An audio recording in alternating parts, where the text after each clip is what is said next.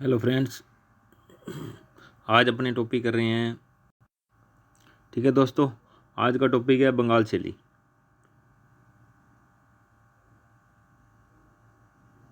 बंगाल शैली का सूत्रपात या जन्मदाता किसे माना जाता है? अवनींद्रनाथ ठाकुर को माना जाता है। ठीक है दोस्तों, इसके बाद है क्वेश्चन नेक्स्ट, बंगाल शैली में किन किन शैलियों का समन्वय था? चीनी, जापानी, ईरानी और कौन कौन सी लघु शैलियों का समन्वय है? जनता, मुगल, राजस्थानी, इन सब शैलियों का मिश्रण था। ठीक है, जनता, गुफा, मुगल, राजस्थानी, इन लघु चित्रों का मिश्रण देखने को मिलता है। बंगाल शैली के प्रमुख चित्रकारों के नाम नंदरा बसु, असीत कुमार हलदार, देवी अब्दुल रहमान चुगताई, शैलेंद्रनाथ डे आदि बंगाल शैली के प्रमुख चित्रकार या अवनींद्रनाथ ठाकुर के शिष्यों के नाम। ठीक है, ऐसे भी प्रश्न बन सकते हैं। पहले भारत के वाष्पति के चित्रकार अवनींद्रनाथ ठाकुर या टगोर, एक ही बात है दोस्तों, ध्यान रखिए भाई।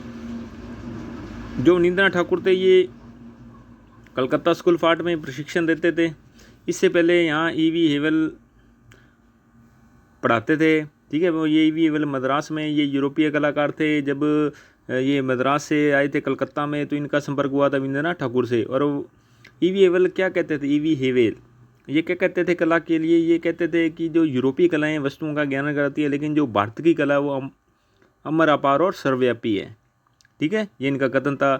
इन्होंने भारत की कला के लिए क्या कहा था? और कि इन्होंने भारत का यानी संसार का जो ध्यान था वो भारत की कला और संस्कृति की ओर आकर्षित किया था। और छात्रों को क्या करते थे? कौन सी कला करने के प्रेरित करते थे? भारतीय कला। और विदेशी कला को क्या मानते थे? गलत मानते थे। ठीक है दोस्तों, ध्यान रखें, इस कथन को भी लिख सकते हैं अपने ईवी एवल वाले में।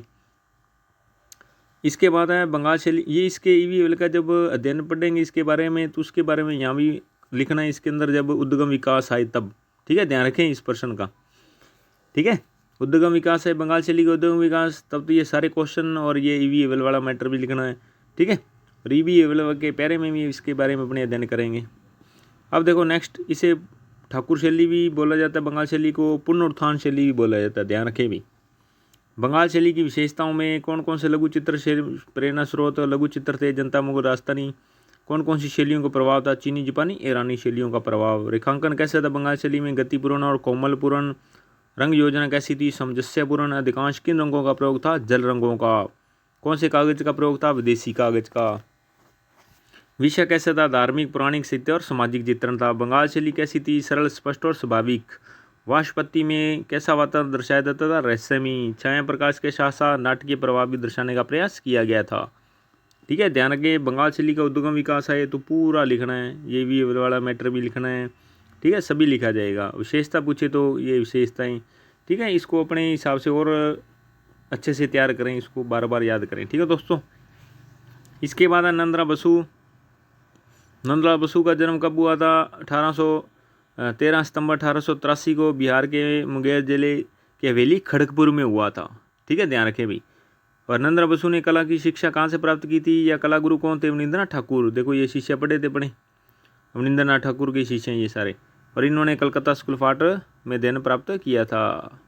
इसके बाद है कि इन्होंने कौन कौन सी गुफाओं की प्रतिलिपि तैयार की थी? अजंता और बाघ की थी। अजंता और बाघ, ध्यान रखें भी। कांग्रेस के हरिपुरा अधिवेशन में चित्र श्रृंखला किसने तैयार की थी? नंदलाल बसु ने। और यहाँ कौन से दो लोक शैली के आधार पर चित्र बनाए थे? डाकी और देवी का।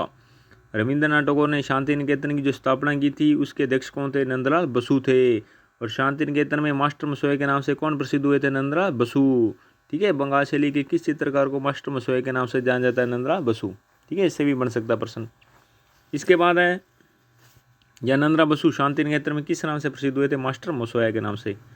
नंदलाल बसु, ठीक है, नंदलाल बसु के चित्रों का विषय कैसा था? धार्मिक, पौराणिक व बुद्ध की जीवन की घटनाओं के चित्रांकन था। रविंद्रनाथ टैगोर के साथ कहाँ गए थे? चीन में। और चीनी कला का अध्ययन भी किया था नंदलाल बसु ने। रूपावली व शिल्पकथा किसकी थी? नंदलाल बसु की थी। ध्यान रखें पुस्तकों के नाम। ठीक है, नंदलाल बसु के प्रमुख चित्र शिव का विषपान, गांधी जी की दांडी यात्रा, बुद्ध रमेश, पाठसारथी और सती था। प्रमुख कौन सा था? शिव का विषपान किसका है? नंदलाल बसु का। या नंदलाल बसु के दो चित्रों के नाम। शिव का विषपान की विशेषता बतानी है कि यह चित्र हल्की, कोमल, लयपूर्ण रेखांकन था। रंग आकृति, मुद्रा, कान, नाक आदि में अजंता शैली का प्रभाव है। वाष्पत्ति में एक ही वर्णीय रंग योजना से बना हुआ यह चित्र है। ठीक है, नेक्स्ट देखो, असीत कुमार हलदार का जन्म 1890 में कहाँ हुआ था? कलकत्ता में। असित कुमार हलदार ने कला की शिक्षा, ये सेम प्रश्न है, देखो पीछे नंदरा बसु ने वहीं से प्राप्त की थी अवनिंद्र ठाकुर से कलकत्ता में, और असित कुमार हलदार ने भी कहाँ से प्राप्त की थी, कलकत्ता में school of art Avanindra Thakur से, उनके शिष्य हैं ये भी सेम ही, ठीक है। और इन्होंने देखो कौन कौन सी गुफाओं की प्रतिलिपि तैयार की थी, अजंता बाग और जोगीमरा। और पहले जो पढ़ा था नंदरा बसु का वो अजंता और बाग ही था, ध्यान रखे भी, ठीक है। तो दोनों तरफ से प्रश्न बन सकते हैं। असित कुमार हलदार ने कौन कौन सी गुफाओं की प्रतिलिपि तैयार की थी, अजंता बाग जोगीमरा, ठीक है, या जनता या बाग जोगीमरा की गुफाओं की प्रतिलिपि किसने तैयार की थी, असित कुमार हलदार, ठीक है। दोनों तरफ से ध्यान रखें। असित कुमार हलदार ने कौन से आरंभिक चित्र बनाए थे, सरस्वती और महाकाली। प्रधानाचार्य कहाँ नियुक्त हुए थे, Lucknow school of art, Jaipur school of art के नाम से जाना जाता है। आर्ट एंड ट्रेडिशनल या हेरिटेज इन आर्ट पुस्तक किसकी थी, असित कुमार हलदार की थी। आर्ट एंड ट्रेडिशनल या हेरिटेज इन आर्ट पुस्तक किसकी थी, असित कुमार हलदार की। असित कुमार हलदार के प्रमुख चित्र माँ शिशु, अकबर एक महान निर्माता, वेदों का अध्ययन और प्रकाश व लय, ठीक है दोस्तों। और प्रमुख है माँ और शिशु। यह चित्र सरल व स्पष्ट योजना में बना, अपनी बाबू की शैली में, वाशपति में पीला व लाल रंग दूसरों में दर्शाई देता है। और चित्र में हल्की कोमल रेखांकन व लयपूर्ण रेखांकन आकर्षक उदाहरण है इस चित्र के, ठीक है दोस्तों। ये था तो असित कुमार हलदार का प्रमुख चित्र, ठीक है। नेक्स्ट है अब्दुर्रहमान चुगताई। इनका जन्म 1897 में कहाँ हुआ था, लाहौर में हुआ था, ठीक है, मुगल कलाकार। और इनका जो पूर्वज थे अहमद, किस मुगल शासक के दरबार में शिल्पकार थे, उनके जो पूर्वज थे वो थे जहांगीर के शासक के दरबार में वास्तुकला या शिल्पकार के रूप में कार्य करते थे। चुगताई के चित्रशैली की विद्वानों यानी शैली के बारे में विद्वानों ने क्या कहा था, कौन सी कला कही थी, विद्वानों ने पर्शियन मुगल कला नाम दिया था, ठीक है। और अब्दुर्रहमान चुगताई के जो कुछ चित्र हैं जो कृतियों में पैरों की लंबाई अधिक होती थी, जैसे बंसी युक्त कृष्ण, अर्जुन को निर्देश देते श्री कृष्ण चैतन्य की पत्नी, यानी ये जो चित्र हैं इसमें इनके पैरों की लंबाई क्या होती थी, अधिक होती थी। और ये कौन से पुष्पों का खूब अंकन करते थे, गुलाबी कमल पुष्पों का या गुलाबी पद्म पुष्पों का अंकन करते थे अपने चित्रों में, ठीक है, ध्यान रखें भी। नेक्स्ट देखें।